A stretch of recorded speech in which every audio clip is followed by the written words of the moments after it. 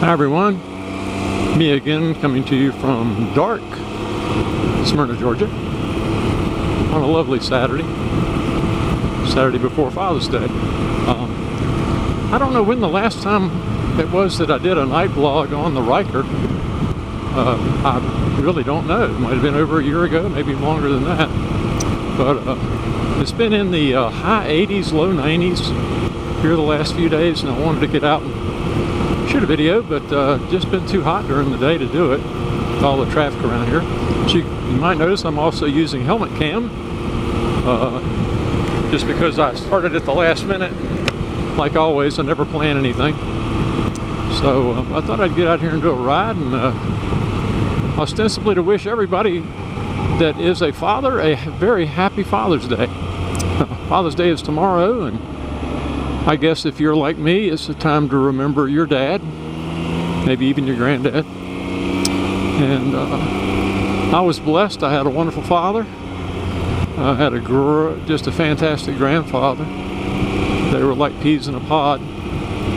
And I've been blessed with 2 lovely children, and 3 grandchildren, and 3 great-grandchildren on that side of the family. And on my wife's side, 4 more grandchildren. So we've got 7 grandchildren and 2 greats, and I've got 2 kids. Really, if I count her kids, I got 4 kids. So anyway, I guess kind of complicated when you have a mixed family. But anyway, just out tooling around the neighborhood. Thought I'd get out and talk a little bit about Father's Day and what it means and to me and all that. And, I have a little bit of a unique perspective. I was adopted as a baby, so my mom and dad actually picked me.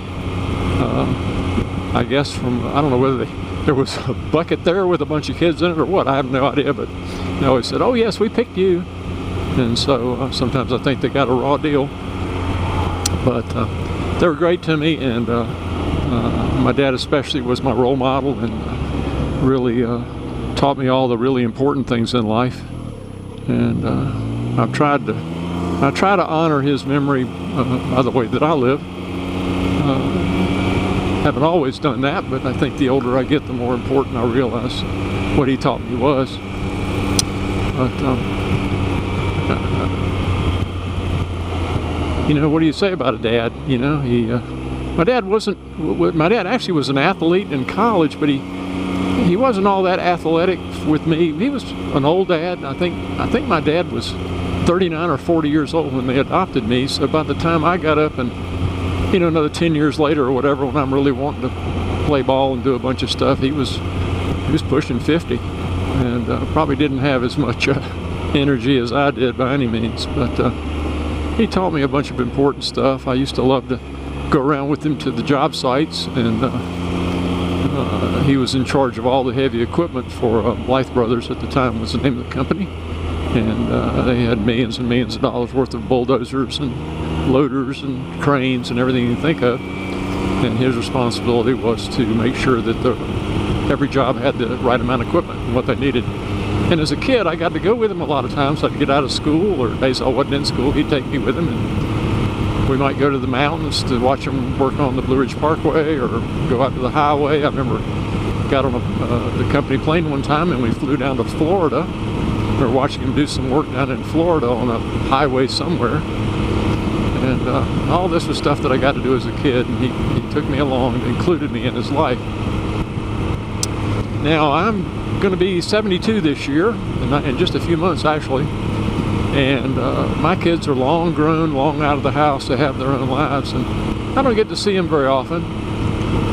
But they know that I love them and care about them, and I'm sure they do love and care about me as well. We all live busy lives, and I'm a couple of states away now, so it's kind of hard to get together. But I do just want to remember my dad and all the great stuff he did for me, and I'm wondering about your dads, and I'm sure you feel the same way about your dads. Dads are important. They make a big difference. I think maybe more so in a boy's life than a girl's life. I don't know. But, you know, what would you do without a dad? I couldn't have made it, that's for sure. Heck, they wouldn't even pick me. They weren't giving babies to single women back in the 50s, so I don't know where I'd ended up if it weren't for my dad. But in case anybody wonders, anybody asks, no, I have no idea who my birth parents were. In North Carolina, unless the birth parents, or at least at that time, unless the birth parents specified that they were willing to be contacted, then there's no way to find out who they were.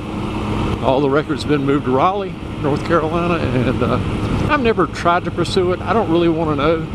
You know, might be interesting to know in terms of you know, how their health was, whether who got cancer, or you know, was there any leukemia or dementia in my family. But it'll just have to be a surprise, you know, and that's kind of cool too. But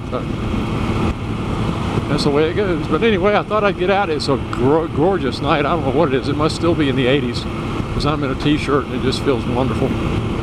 But oh, I'm going to get to stop at a light. And this is a very popular little spot right here. There's Rev Coffee. People are there all the time. And then if you look over here to your left, the liquor store there is, these are some really nice people in there. And we try to patronize their store rather than some others in the area. We try to keep it close by. And of course we use that emission station when my lovely wife's car needs to be inspected. But anyway, I guess that's enough. Just want to again wish you a happy Father's Day, and get a chance, get out and get some riding done. And I'm looking at the videos and looking forward to seeing more. And you guys take care. Bye-bye.